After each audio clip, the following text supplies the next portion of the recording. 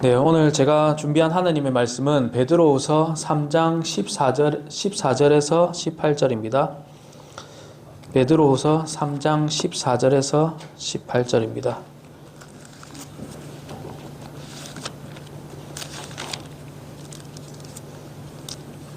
한 절씩 교독하도록 하겠습니다. 제가 먼저 하겠습니다.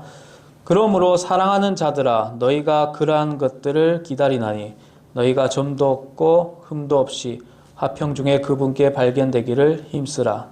또 우리 주의 오래 참으심이 구원인 줄로 여기라. 심지어 우리가 사랑하는 형제 바울도 자기가 받은 지혜대로 너희에게 이같이 썼고, 또 그의 모든 서신에서도 이것들에 관해 그 안에서 말하였으되 그 안에 깨닫기 어려운 것이 더러 있으므로 배우지 못하여 불안정한 자들이 다른 성경 기록들과 같이 그것들로 왜곡하다가 스스로 파멸에 이르느니라. 그러므로 사랑하는 자들아, 너희가 이것들을 미리 알았은즉 저 사악한 자들의 오류에 이끌려 너희도 너희 자신의 굳건함에서 떨어지지 아니하도록 주의하라. 다 같이 읽겠습니다. 오직 은혜 안에서 자라고 우리 주 곧 구원자 예수 그리스도를 아는 것에서 자라라. 그분께 영광이 이제와 영원토록 있기를 원하노라. 아멘. 하나님 아버지 감사합니다. 주님께서 오늘 하루 허락해 주시고 주님의 말씀을 듣는 자리, 주님을 찬양하는 자리에 있게 하심에 감사드립니다. 정말 하나님의 말씀을 듣는 자리가 얼마나 귀중한 자리입니까? 이 자리에서 주님을 더욱더 높이고 이 말씀 듣는 가운데 또 많은 도전이 생기길 원합니다. 그 도전이 생김으로써 주님을 기쁘게 하는 저희들 될 수 있도록 도와주시옵소서. 부족한 종을 써주심에 감사드리며 예수님 이름으로 기도드립니다. 아멘. 앉아주겠습니다.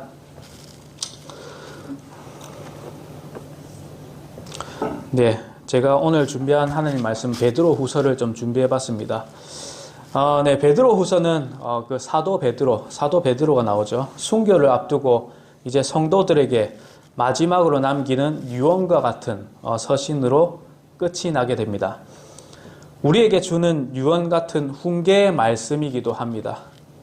서신서의 분량은 매우 짧지만 강력한 메시지가 함축되어 있습니다. 참된 지식과 성화에 대해서 말하고 있고 거짓 교사에 대한 경고, 또 주님의 재림과 최종 심판과 성경의 권위에 대해서 말하고 있습니다. 베드로서 1장 14절에 보면 이는 우리 주 예수 그리스도께서 내게 보여주신 것 같이 내가 머지않아 반드시 이 장막을 벗어야 할 줄 알기 때문이라 라고 나와 있는 부분이 있습니다. 여기서 베드로가 곧 자신의 장막을 벗을 줄 알고 그 시간이 매우 임박하였음을 깨닫고 듣는 이들에게 당부의 말씀을 전하게 됩니다. 여기서 장막이라고 하는 것을 벗는다고 하는데 장막이란 사람의 육체, 지금 있는 몸을 비유적으로 하는 말입니다. 그런즉 그 장막을 벗는다고 하는 말은 자신은 곧 이 육체를 벗어서 죽을 때가 되었음을 이야기하는 것입니다. 베드로는 갈릴리의 어부였지만 아주 가난한 상태의 사람은 아니었었습니다. 그는 그냥 평범한 보통 사람이었습니다. 그러나 이제 노동 중심의 사람이었기 때문에 학문에는 많은 제한이 있었고 많이 배우지는 못한 그런 사람입니다. 그런데 이렇게 평범하고 아무것도 아닌 사람이 예수님의 은혜로 제자가 되었습니다.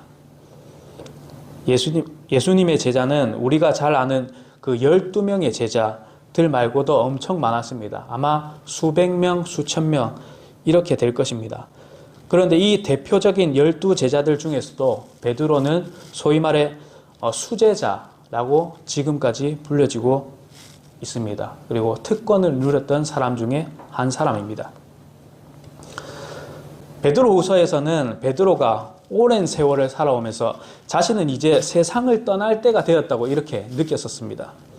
그러면서 자신의 과거를 돌아보고 생각하며 성령님의 감동을 받아 오늘날의 지금의 본문을 남기게 되었습니다.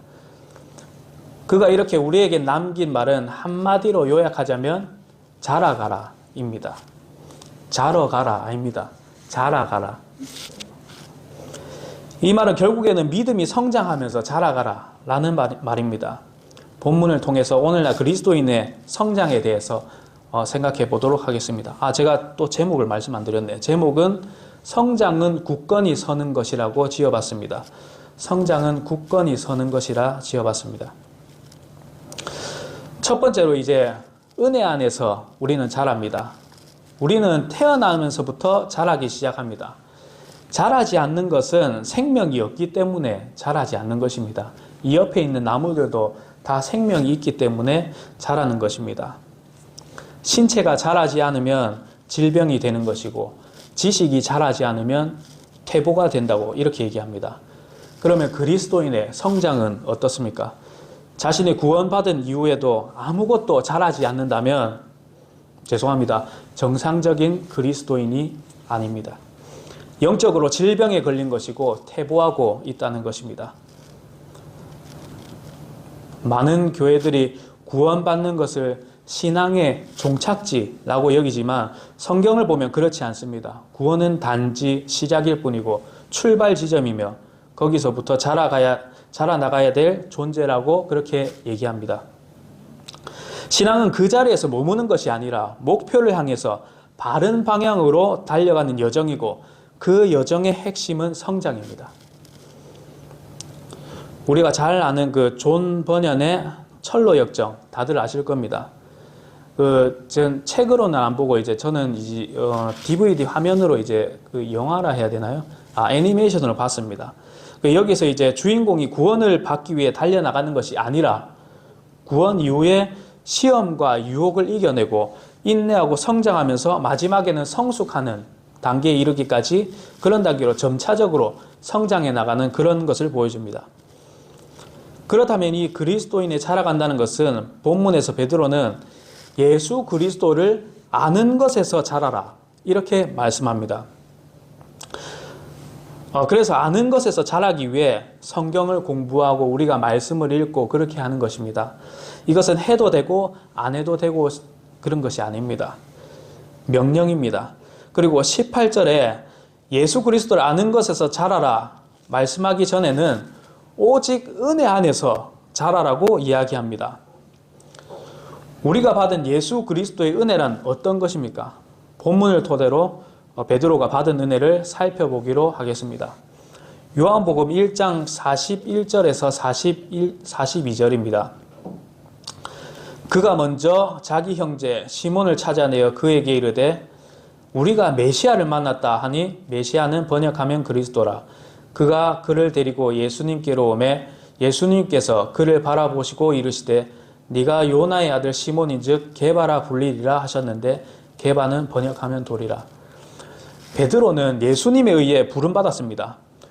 물론 베드로보다 그 동생인 안드레가 먼저 부름을 받게 됩니다. 그리고 동생에 의해서 형인 베드로가 예수님께로 나아오게 됩니다. 보통 우리는 일반적으로 그 형이 먼저 행하고 동생이 그 뒤를 따라 인도되는 것이 보편적인 일이라 생각이 듭니다. 앞에 그 현학 형제도 마찬가지죠. 형이 먼저 오고 뒤늦게 동생이 구원받아 교회 회원이 되었죠. 저 또한 마찬가지입니다. 보통 순서가 그렇습니다. 그러나 여기서는 동생인 안드레가 먼저 인도하고 베드로가 후에 인도되는데 이런 경우는 매우 어려운 일일 것입니다. 그럼에도 불구하고 베드로는 동생의 뜻에 순응했습니다. 아마도 두 형제 사이가 아주 좋은 편이었을 거라 그런 생각이 듭니다. 사이가 좋지 않았다면 그 같이 협업을 하는데 업으로서 협업을 하지 않습니까?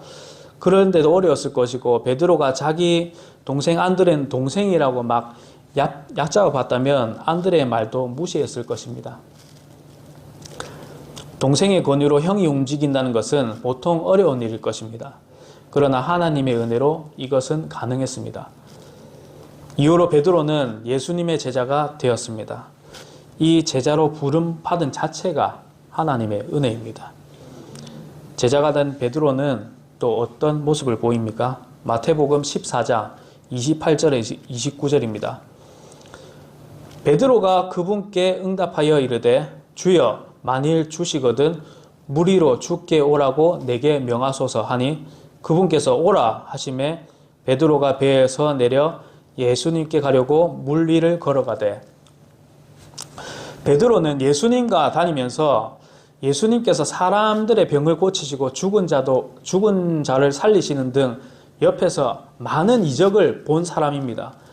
그런데 베드로는 이제 옆에서 본 것이 아니라 물 위를 걷는 아주 특별한 경험을 하게 됩니다.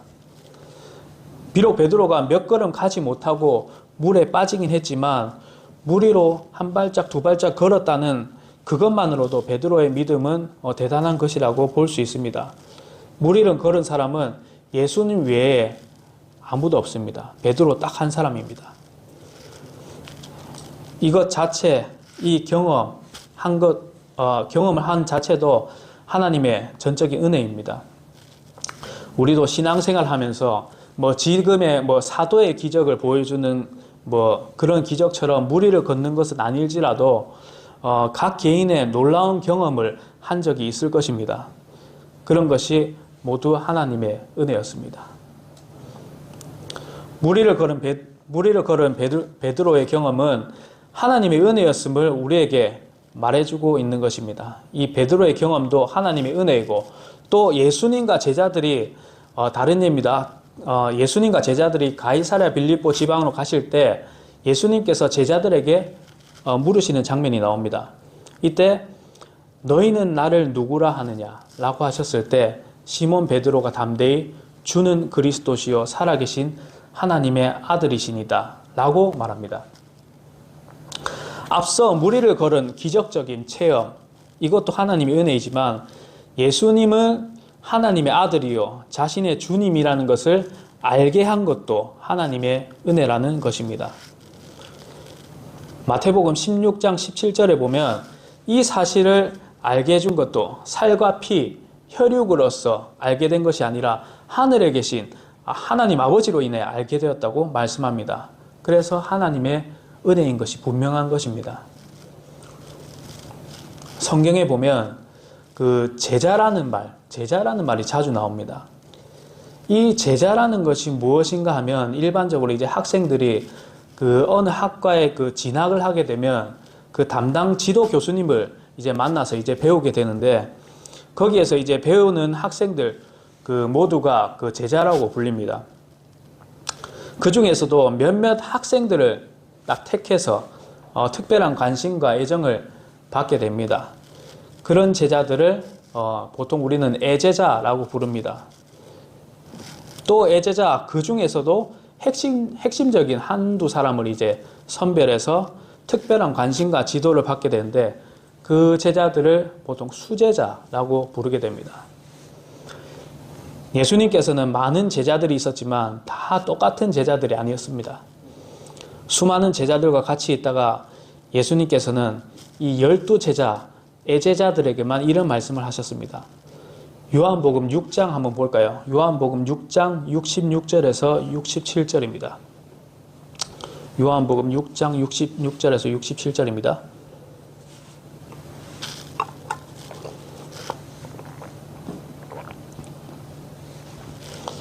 제가 한번 읽어보겠습니다. 그때부터 그분의 제자들 중에 많은 사람이 돌아가고 다시는 그분과 함께 다니지 아니하더라. 이에 예수님께서 12에게 이르시되 너희도 가려느냐 하시니, 이렇게 특별히 나머지 수많은 제자들을 뒤로하고 12제자들에게만 나머지 다 떠났는데 너희들도 가겠느냐 라고 애정이 담긴 그런 말씀을 하게 됩니다. 제자라는 말은 성경에서 보면 예수님을 따르는 수많은 사람들을 통칭하여 예수님의 제자라고 할 수 있겠습니다. 그리고 그 성경의 12제자들은 보통 사람들이 예수님의 제자라고 일반적으로 얘기하기도 하지만 조금 구분한다면 예수님의 12애제자라고 말할 수도 있겠습니다. 그 중에서도 본문의 베드로와 야고보와 요한은 제자들 중에서도, 그 애제자들 중에서도 핵심적인 인물이었습니다. 아마도 예수님께서도 그렇게 생각하셨을지도 모릅니다. 왜냐하면 이 셋만 따로 불러서 그 높은 산, 그 우리가 보통 변화산이라 하죠. 높은 산에 올라가서 예수님의 변화된 모습을 보여줬기 때문입니다. 거기서 다른 제자들은 볼 수 없었던 그 애제자 중에 애제자 셋인 베드로와 야고보, 요한은 정말 놀라운 광경을 보게 됩니다. 그들에게만 특별히 보여준 것입니다. 뿐만 아니라 마태복음 17장 5절 이하에 보게 되면 예수님께서 하나님의 아들이시며 메시아라는 것을 하늘로부터 음성을 듣는 그런 경험까지 하게 되었던 것입니다. 그래서 이 세 명의 제자들은 그 올라간 그 산을 성경에는 나와 있는 말은 아니지만 예수님의 변화된 모습을 보았다 해요. 오늘날 변화산이라고 부르게 됩니다. 이 놀라운 경험을 하게 된 것은 그중 베드로가 핵심적 인물이었기 때문입니다. 이렇게 핵심적 인물이며 또 예수님의 수제자라고 불리는 것은 하나님의 은혜였습니다. 수제자라고 불리는 것은 정말 큰 은혜입니다. 목사님, 저를 수제자라고 불러줄 수 있습니까? 모르겠다 하시는. 자신의 스승에게 나의 수제자라는 말을 들으면 얼마나 기분이 좋겠습니까?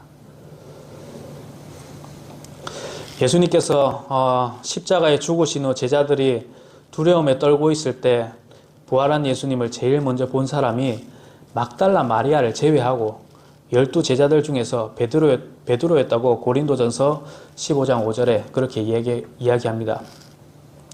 부활한 예수님을 제일 처음 볼 수 있었던 사실도 하나님의 은혜였습니다. 베드로에겐 이런 은혜가 있었기에 영적으로 자랄 수 있었던 것입니다. 우리도 돌아보면 하나님의 은혜가 아니었던 것이 없습니다. 지금까지 지내온 것 전부 다 하나님의 은혜였습니다. 우리가 받은 은혜 안에서 앞으로 누릴 은혜 안에서 우리는 영적으로 자라가야 하는 것입니다. 두 번째로 우리는 믿음이 성장하지 않아서 실패했던 베드로를 보게 됩니다. 좀 반대의 이야기죠. 베드로는 세상을 떠나기 전에 유언처럼 이 말을 남깁니다. 은혜 안에서 자라가라 라는 말이었습니다. 이 말은 베드로 자신에게 일어난 일들이 은혜가 아니었으면 불가능했었다는 사실을 전제로 하여서 우리에게 말하고 있는 것입니다.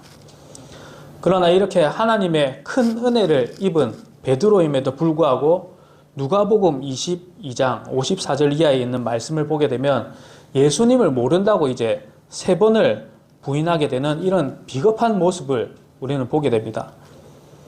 모든 사람들이 다 예수님을 부인할지언정 저는 예수님을 부인하지 않겠습니다 라고 자신 있게 그렇게 얘기했던 베드로였습니다. 그런데 그 자신감은 교만스러운 자신감으로 내세웠던 베드로를 보게 됩니다. 주님과 함께라면 감옥도 좋고 죽어도 좋고 그렇게 큰 소리 치던 베드로였습니다. 예수님께서 근데 군사들에게 잡혀가실 때 그 용기와 자신 있게 말하던 것은 다 어디 가고 멀리 떨어져서 따라가던 베드로였습니다. 이미 그때는 시험을 이길 믿음이 없었던 것입니다. 이뿐만 아니라 여러 가지 많은 은혜를 입었고 부활한 예수님까지 직접 만났던 베드로이지만 그가 갈라디아 지방 안디옥으로 갔을 때 잘못을 범해서 자신의 후배인 그 인간적으로 후배인 사도 바울에게 책망을 듣게 됩니다. 갈라디아서 2장 11절에서 14절의 내용입니다.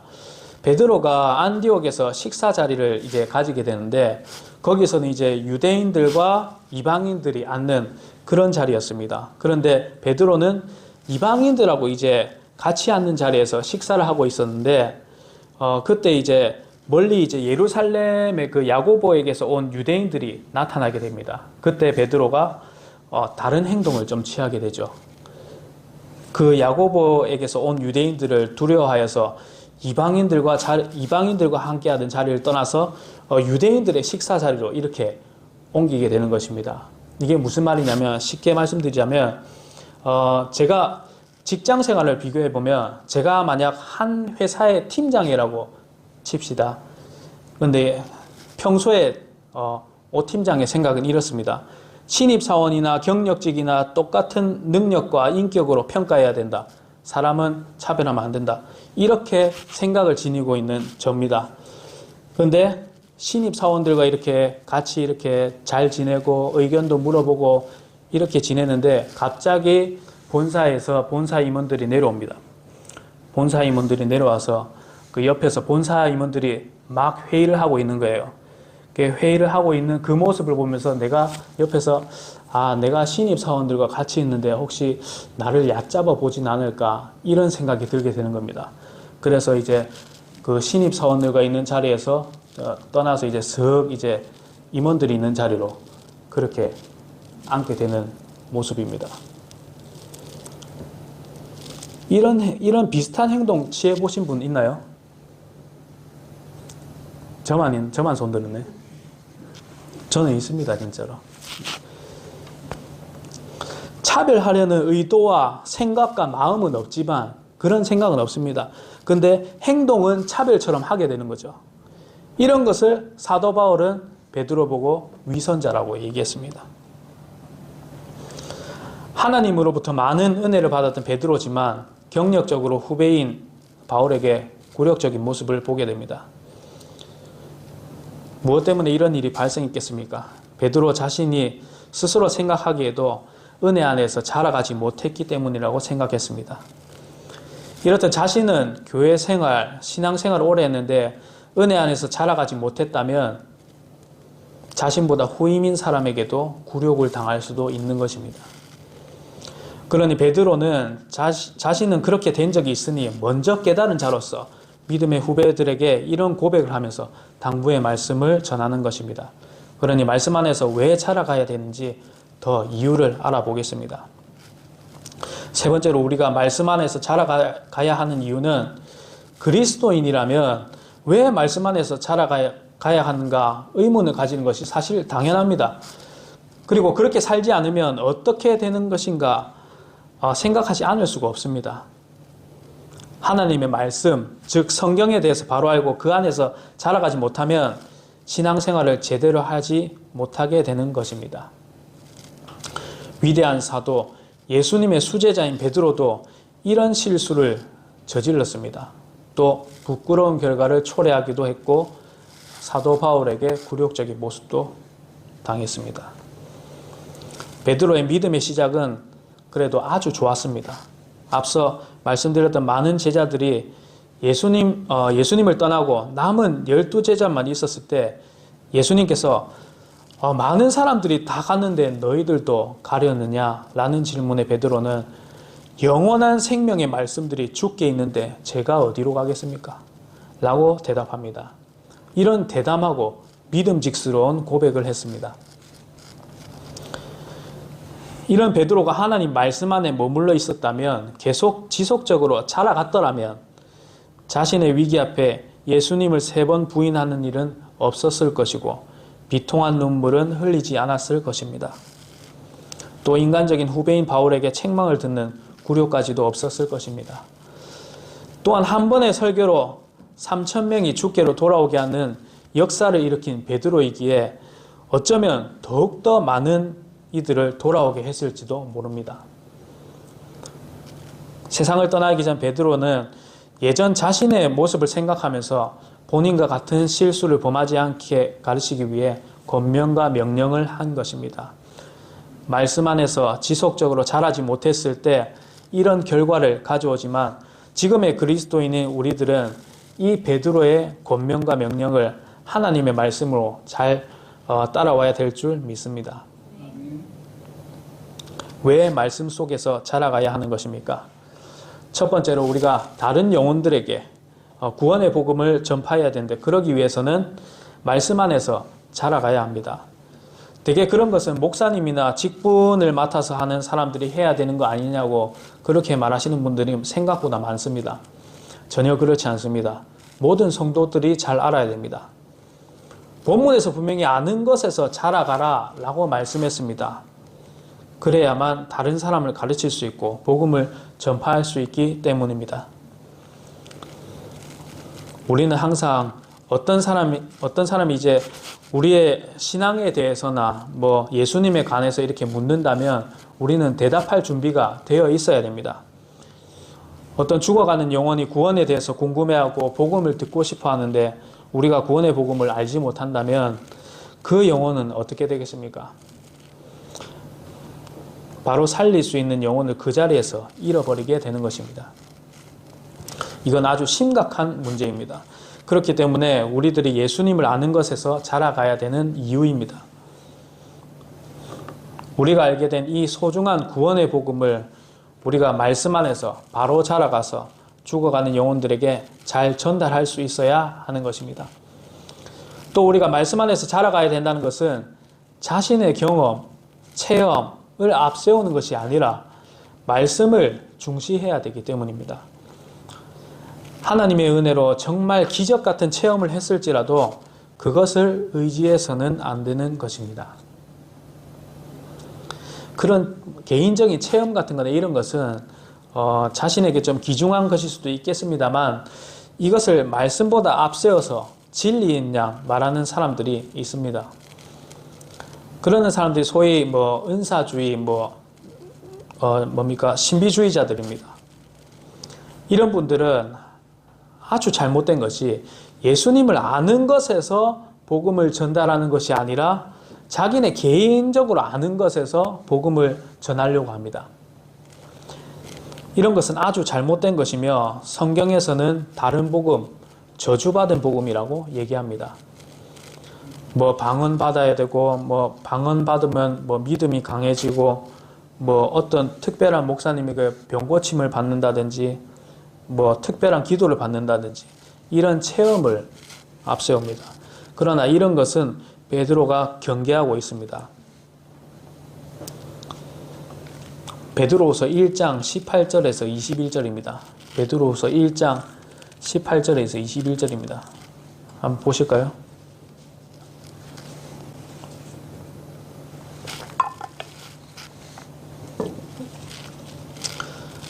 제가 읽겠습니다. 하늘로부터 나온 음성은 우리가 그분과 함께 거룩한 산에 있을 때에 들은 것이니라. 또한 우리에게는 더 확실한 대언의 말씀이 있으니 날이 새어 샛별이 너희 마음속에 떠오를 때까지 너희가 어두운 곳에서 비치는 빛을 발하듯이 주의를 기울이는 것이 잘하는 것이니라. 먼저 이것을 알라. 성경 기록의 대언은 결코 어떤 사적인 해석에서 나지 아니하였나니 대언은 옛적의 사람의 뜻으로 말미암아 나오지 아니하였고 오직 하나님의 거룩한 사람들은 성령님께서 자기들을 움직이는 대로 말하였느니라. 우리가 뭐 환상이나 뭐 몸이 안 좋고 이러면 환상이나 뭐 환청을 들을 수도 있습니다. 그러나 그것은 전혀 중요한 것이 아닙니다. 베드로의 경우를 보십시오. 베드로는 그 아까 말했던 변화산에 올라갔을 때 예수님의 변화된 모습을 직접 두 눈으로 목격했던 그런 사람입니다. 이것보다 더 큰 체험이 어디 있겠습니까? 빛나는 예수님을 눈앞에서 봤습니다. 베드로는. 그러나 베드로는 베드로후서의 말씀처럼 이런 체험보다 더 중요한 것은 기록된 하나님의 말씀이라고 이야기합니다. 두 눈으로 본 그것보다 더 확실한 것, 그것이 말씀이라고 얘기합니다.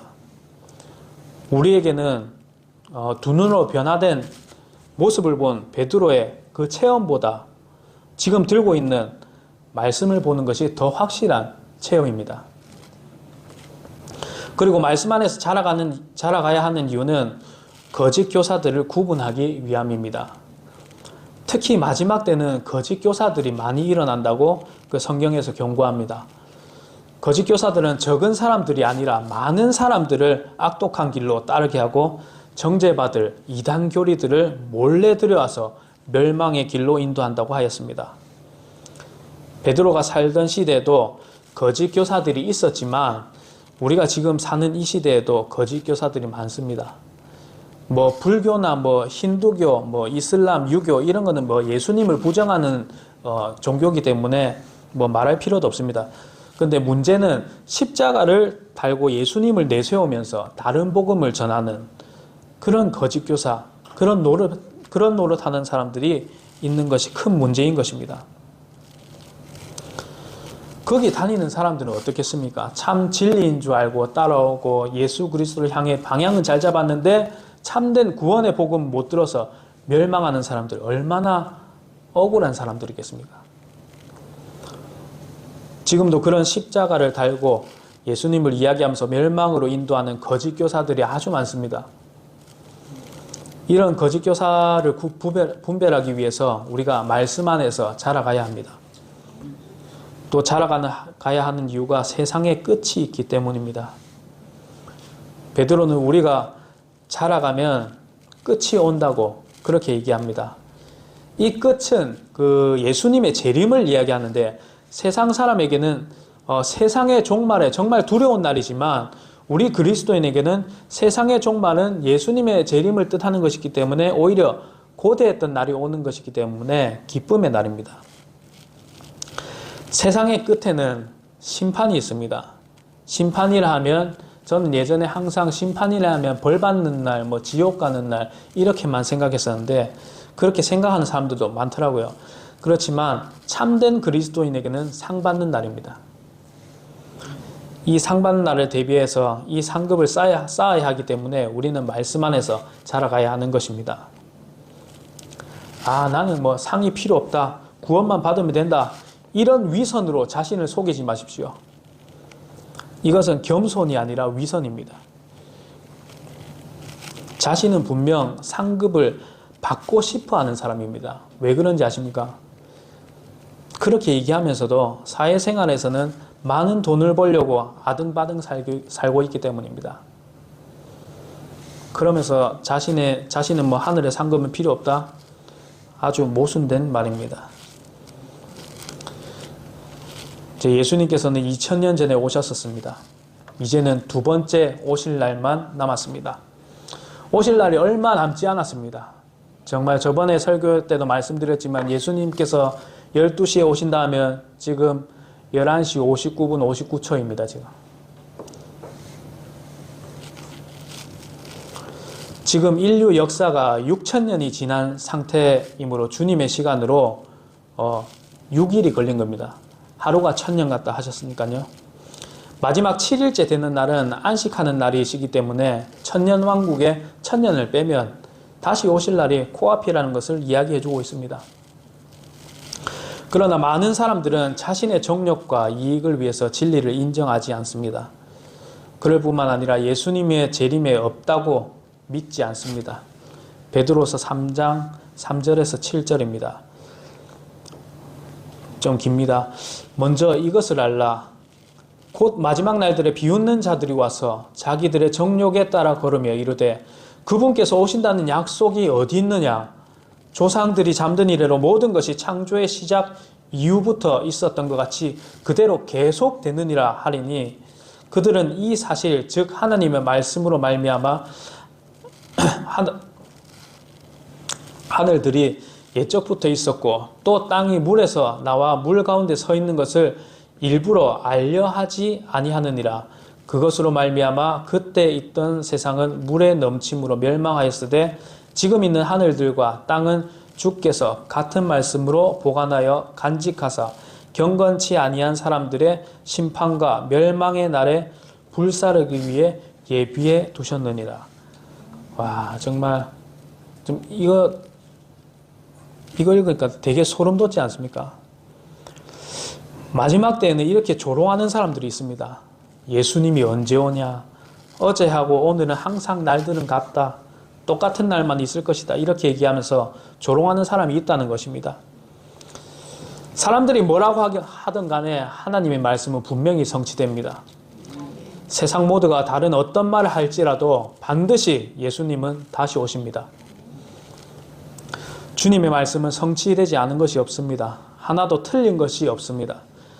또 나머지는 지금까지 100% 성취된 것처럼 또 100% 성취될 것입니다. 그런데 불쌍하게도 사람들은 이것을 믿지 않습니다. 방금 읽은 7절 마지막을 보면 예수님께서 지금 이 땅과 하늘들은 믿지 않는 사람들을 불사르기 위해서 예비하고 간직해 두었다고 이렇게 얘기하십니다. 와, 저는 이거 읽으면서 되게 준비하면서 되게 소름 돋았습니다. 나중에 불살 없어진다는 것을 사람들은 인지하지 못하고 있는 거예요. 지금 살고 있는 사람들은. 그런데 세상이 영원한 줄로 여깁니다. 노아의 때는 물로 멸망시켰지만 마지막 최후의 날은 불로 사람들을 심판한다고 분명히 말씀하셨습니다. 물론 그 날이 언제가 될지는 모릅니다. 때가 어느 정도인지 때가 어느 정도인지는 알 수는 있지만 날과 시는 아무도 알 수 없습니다. 작년 2025년도에 9월 23일인가 그때 휴거가 일어난다고 막 유튜브에서 한바탕 소동을 일으킨 사람들이 있습니다. 이런 날짜를 정하는 것은 분명히 거짓말입니다. 어느 때 정도로 짐작할 수 있는 정도지 날과 시는 이제 천사도 모른다 했고 심지어 예수님도 모른다고 하셨기 때문입니다. 이러면 날짜 정하는 사람들은 예수님보다 뛰어난 사람들입니까? 말이 안 되죠. 이런 건 분명 거짓말입니다. 베드로는 그리스도인에게 말하기를 나는 내가 할 일을 하고 죽었다가 예수님이 부활하실 때 자신의 일을 평가받는다고 했습니다. 우리도 마찬가지입니다. 우리가 하는 일 그대로 이게 남아있다가 나중에 예수님께서 다시 오시는 날 자신의 한 일을 평가받게 됩니다. 그 평가받는 심판의 날에 칭찬받을 수 있도록 지속적으로 말씀 안에서 자라가야 한다는 것입니다. 베드로는 하나님의 은혜를 많이 받은 사람입니다. 저희 또한 마찬가지입니다. 많은 은혜를 받음으로 믿음이 결코 적은 자가 아닙니다. 예수님의 수제자라고 불리기도 한 사람입니다. 그럼에도 많은 실패와 실수를 한 경험이 있습니다. 그래서 베드로는 스스로 후회하면서 우리에게 자신과 같은 실수를 하지 않기 위해 성령님의 감동을 받아 믿음이 자라가기를 권면하고 명령하고 있는 것입니다. 주님의 성품을 지니고 주님의 재림을 바라보며 우리의 믿음이 굳건히 자라가야 합니다.